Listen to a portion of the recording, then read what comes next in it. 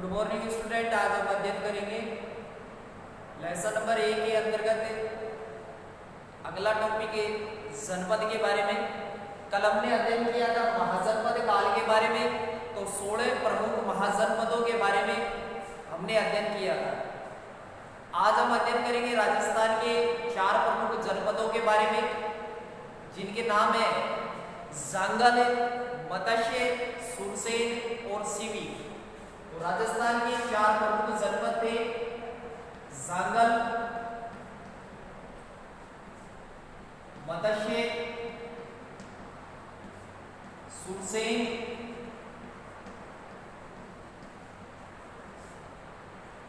तथा सीवी। परीक्षा के अंतर्गत 1 नंबर का प्रश्न पूछा जाता है, राजस्थान के 4 प्रमुख जनपदों के नाम लिखिए। या 4 नंबर का प्रश्न भी पूछा जाता है, राजस्थान के जनपदों का वर्णन कीजिए।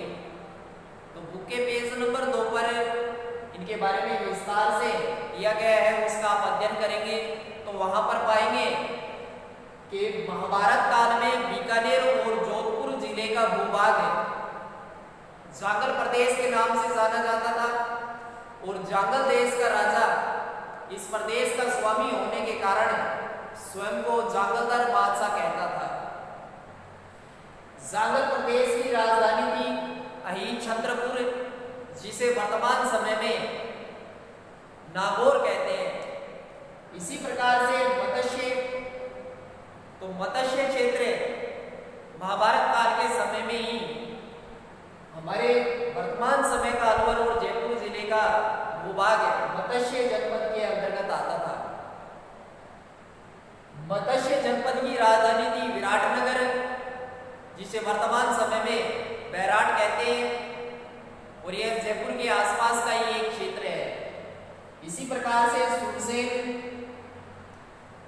तो ब्रज, भरतपुर और उत्तर प्रदेश का भूभाग तथा अलवर जिले का भी कुछ भूभाग सुरसेन जनपद के अंतर्गत आता था, तथा इसकी राजधानी मथुरा थी। इसी प्रकार से सीवी जनपद की 2 प्रमुख राजधानियां थी, एक नगरी तथा दूसरा शिवपुर। तो चारों जनपदों के नाम तथा इनकी राजधानियां, कौन सा भूभाग इस क्षेत्र में सम्मिलित था, इसके बारे में आप अध्ययन करेंगे। तथा इसके बाद अगला टॉपिक है हमारा मौर्य साम्राज्य। तो मौर्य साम्राज्य के अंतर्गत हम 3 प्रमुख शासकों के बारे में अध्ययन करेंगे। नंबर 1 चंद्रगुप्त मौर्य,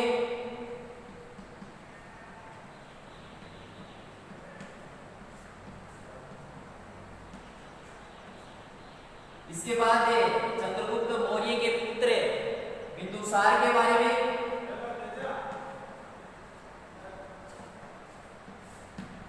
तथा बिंदुसार के पुत्र अशोक के बारे में। तो सबसे पहले आप ये क्रम जो है वो याद रखेंगे। चंद्रगुप्त मौर्य के पुत्र का नाम बिंदुसार तथा बिंदुसार के पुत्र का नाम अशोक है। मौर्य साम्राज्य की स्थापना चंद्रगुप्त मौर्य ने की थी अपने गुरु चाणक्य की सहायता से। चाणक्य व्यक्ति एक, नाम 3, चाणक्य, विष्णुगुप्त, कौटिल्य। तो चंद्रगुप्त मौर्य ने मौर्य साम्राज्य की स्थापना की मगध में अंतिम शासक घनानंद को पराजित करके। नंद वंश का शासक था ये, जिसका नाम था घनानंद। विलासीन प्रवृत्ति का राजा था घनानंद, प्रजा पर लगातार अत्याचार कर रहा था। राजकोष जो है वो बहुत ज्यादा मात्रा में एकत्रित कर रहा था, प्रजा परेशान थी। तो अपने गुरु चाणक्य की सहायता से एक साधारण बालक चंद्रगुप्त ने एक नए साम्राज्य की स्थापना की मगध में, जिसका नाम था मौर्य साम्राज्य। 10वीं कक्षा का सामाजिक विज्ञान का जो अभी 29 तारीख को पेपर था, उसमें पहला प्रश्न ही पूछा गया था कि मौर्य साम्राज्य की स्थापना किसने की थी। तो आंसर होगा चंद्रगुप्त मौर्य। चंद्रगुप्त मौर्य की बात करें तो चंद्रगुप्त मौर्य ने यूनानी शासक अर्थात यूनान के शासक सेल्यूकस निकेटर को पराजित किया। सिकंदर का सेनापति था और सिकंदर का सेनापति होने के नाते यह जब भारत में लगातार आक्रमण करते हुए आगे बढ़ रहा था और जब मगध के करीब पहुंचता है तो चंद्रगुप्त मौर्य और सेल्यूकस निकेटर में एक भयंकर युद्ध होता है और इस युद्ध में सेल्यूकस निकेटर को चंद्रगुप्त मौर्य पराजित कर देता है। इसके बाद सेल्यूकस निकेटर तथा चंद्रगुप्त मौर्य के मध्य एक संधि होती है तथा इस संधि के अंतर्गत चंद्रगुप्त मौर्य से अपनी पुत्री का विवाह सेल्यूकस निकेटर कर देता है। तो सेल्यूकस निकेटर की पुत्री का नाम था हेलेना और यह भारत का पहला अंतरराष्ट्रीय विवाह था। यथार्थ भारत के किसी राजा ने किसी दूसरे देश की कन्या से विवाह किया हो तो ये भारत का प्रथम अंतरराष्ट्रीय विवाह भी कहलाता है। चंद्रगुप्त मौर्य और सेल्यूकस निकेटर की पुत्री हेलेना का जो विवाह हुआ था वह भारत का प्रथम अंतरराष्ट्रीय विवाह था।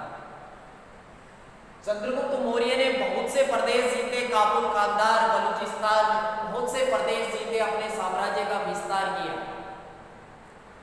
इसी प्रकार से सेल्यूकस निकेटर के बारे में और बात करें तो जब इनके मध्य संधि हो गई थी तो सेल्यूकस निकेटर ने अपना एक राजदूत भी चंद्रगुप्त मौर्य के दरबार में भेजा था और उस राजदूत का नाम था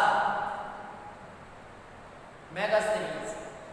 मेगास्थनीज ने एक पुस्तक लिखी थी जिसका नाम था इंडिका और तत्कालीन मौर्य साम्राज्य के बारे में जो उस समय तत्कालीन घटनाएं हुई उन सभी घटनाओं का विस्तार से इस पुस्तक में वर्णन किया गया है। चंद्रगुप्त मौर्य ने वृद्धावस्था में जैन मुनि भद्रबाहु से दीक्षा ली तथा जैन धर्म स्वीकार कर लिया। तो एक नंबर का महत्वपूर्ण प्रश्न, चंद्रगुप्त मौर्य ने अपने जीवन के अंतिम समय में या वृद्धावस्था में कौन सा धर्म स्वीकार कर लिया था? जैन धर्म। तथा जैन धर्म के नियमों के अनुसार ही उपवास के द्वारा या कहे एक विधि होती है संलेखना विधि। तो संलेखना विधि या उपवास के दौरान अपना शरीर जो है वो त्याग दिया था। मैसूर में एक जगह थी जिसका नाम था स्वर्ण बेलगोला, कर्नाटक में वर्तमान समय में देखे तो यहाँ पर चंद्रगुप्त मौर्य ने उपवास के दौरान अपना शरीर जो है वो त्याग किया था। काफी कुछ दिन तक खाया पिया नहीं था और जैन धर्मों के जो ग्रंथ है उनके अनुसार जो संलेखना विधि है उसका पालन करते हुए अपने शरीर का त्याग कर दिया। इसके बाद अध्ययन करेंगे बिंदुसार के बारे में। चंद्रगुप्त मौर्य के पुत्र का नाम था बिंदुसार। बिंदुसार के बारे में ज्यादा कुछ याद रखने की आवश्यकता नहीं है, केवल एक नंबर का प्रश्न पूछा जाता है अमित्रोचेष्ट किसे कहा करते थे? तो बिंदुसार को अमित्रोचेष्ट कहा करते थे। प्यारे बच्चों, अमित्रोचेष्ट किसे कहा करते थे? बिंदुसार को। और ये जो उपाधि थी, ये जो नाम था, ये किसने दिया था? यूनान के जो उस समय के इतिहासकार थे उन्होंने यह नाम दिया था। इसी प्रकार से बिंदुसार के पुत्र का नाम था अशोक। सम्राट अशोक टीवी पर यदि देखें टेलीविजन के माध्यम से धारावाहिक में आते हैं सम्राट अशोक के जीवन पर। तो सम्राट अशोक के बारे में तो बचपन से ही हम सुनते हुए आ रहे हैं कि बिंदुसार का पुत्र था अशोक और पिता की इच्छा नहीं थी कि वह गद्दी पर बैठे।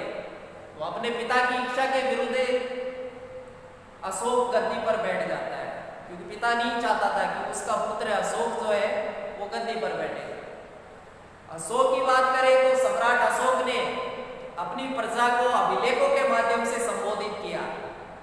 अभिलेख की बात करें तो अभिलेख किसे कहते हैं? अभिलेख जो होते थे ये पत्थर, जो कठोर पत्थर होते थे उनकी सतह पर छीनी और हथौड़े की सहायता से उत्कीर्ण करवाए जाते थे, शब्द लिखवाए जाते थे। और ये शब्द क्या होते थे? ये शब्द ही राजा के आदेश होते थे जिनको पढ़ करके प्रजा उन नियमों का पालन करती थी। और अशोक ने यह प्रेरणा कि प्रजा को अभिलेखों के माध्यम से संबोधित करना चाहिए, यह प्रेरणा कहां से ली? तो ईरान का राजा था दारा। क्या नाम था? दारा। ईरान के राजा दारा से यह प्रेरणा ली थी अशोक ने कि प्रजा को अभिलेखों के माध्यम से संबोधित करना चाहिए। अशोक के समय के बहुत से अभिलेख भी वर्तमान समय में हमें मिलते हैं। अशोक के अभिलेखों में देखने के बाद या उस समय की तत्कालीन पुस्तकों के माध्यम से हमें यह पता चलता है कि उसकी पुत्री का नाम संघमित्रा था तथा पुत्र का नाम महेंद्र था। अशोक ने अपने पुत्र और पुत्री को बौद्ध धर्म का प्रचार करने के लिए श्रीलंका भी भेजा था। अशोक ने 2 प्रमुख उपाधियां धारण की थी, देवनाम प्रिय और देवनाम प्रियदर्शी। इसी प्रकार से बात करें अशोक के बारे में, सम्राट अशोक के बारे में, तो सम्राट अशोक ने 261 ईस्वी पूर्व कलिंग पर आक्रमण किया और उस समय कलिंग का राजा था नंदराज। कलिंग वर्तमान समय में अगर जगह के हिसाब से देखें तो यह उड़ीसा में स्थित है। तो कलिंग का राजा था उस समय नंदराज। तो वह ये भयंकर युद्ध होता है, 1 से 1.5 लाख लोग जो हैं इसमें मारे जाते हैं, सैनिक मारे जाते हैं और लगभग इतने ही सैनिक घायल हो जाते हैं, रक्त से भूमि लाल हो जाती है। इतनी व्यापक जनधन की हानि देख करके कि भी इतने लोग जो है मारे गए हैं इस युद्ध में, ऐसा देख करके अशोक का हृदय विचलित हो गया और उसने कभी भी अपने जीवन में युद्ध न करने की घोषणा कर दी तथा युद्ध घोष के स्थान पर उसने धम्म घोष की नीति का अनुसरण किया, पालन किया। अर्थात जो युद्ध के समय जो नगाड़े बजाए जाते थे उसकी जगह उसने धम्म यात्रा का प्रावधान किया कि अब राजाओं को यात्रा करनी चाहिए, धम्म यात्रा प्रजा के लिए दान देना चाहिए, गरीबों की सेवा करनी चाहिए, इस प्रकार के कार्य करने चाहिए। तो कलिंग के युद्ध के बाद अशोक ने कभी अपने जीवन में कोई युद्ध नहीं किया। कलिंग का युद्ध कब हुआ था? 261 ईस्वी पूर्व। इसी प्रकार से अशोक ने आजीविकों के लिए, आजीविक या कहे आजीवक, आजीविक भी मिल जाता है कई जगह पुस्तकों में, कई जगह आजीवक। ये जो बौद्ध भिक्षु होते थे वही आजीवक कहलाते थे, क्योंकि ये एक जगह से दूसरी जगह पर जाते थे तो वहां पर विश्राम के लिए इन्हें कुछ स्थान की भी जरूरत होती थी। तो अशोक ने 4 प्रमुख गुफाओं का निर्माण भी करवाया था, गुफा अर्थात गुफाओं का निर्माण करवाया था जिनके नाम थे सुदामा, चापार, विष्णु झोपड़ी और कर्ण। 4 प्रमुख गुफाओं का निर्माण सुदामा, चापार, विष्णु झोपड़ी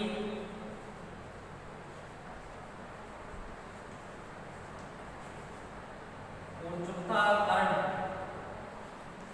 तो 4 प्रमुख गुफाएं जो थी उसका निर्माण करवाया था सम्राट अशोक ने, सुदामा, चापार, विष्णु झोपड़ी और कर्ण। अंतिम मौर्य सम्राट का नाम था भद्रथ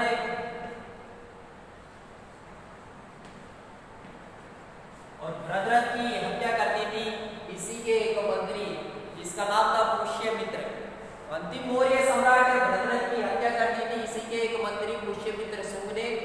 और इसके बाद एक नया वंश जो है उसका उदय होता है जिसका नाम था शुंग वंश। तो इसी प्रकार से इसको याद करेंगे और अपने HW के रजिस्टर में भी इसको नोट करेंगे। कल का जो HW दिया गया था आपको वो 16 महाजनपद है, उनके नाम तथा उनकी राजधानियां HW के रजिस्टर में नोट करनी थी।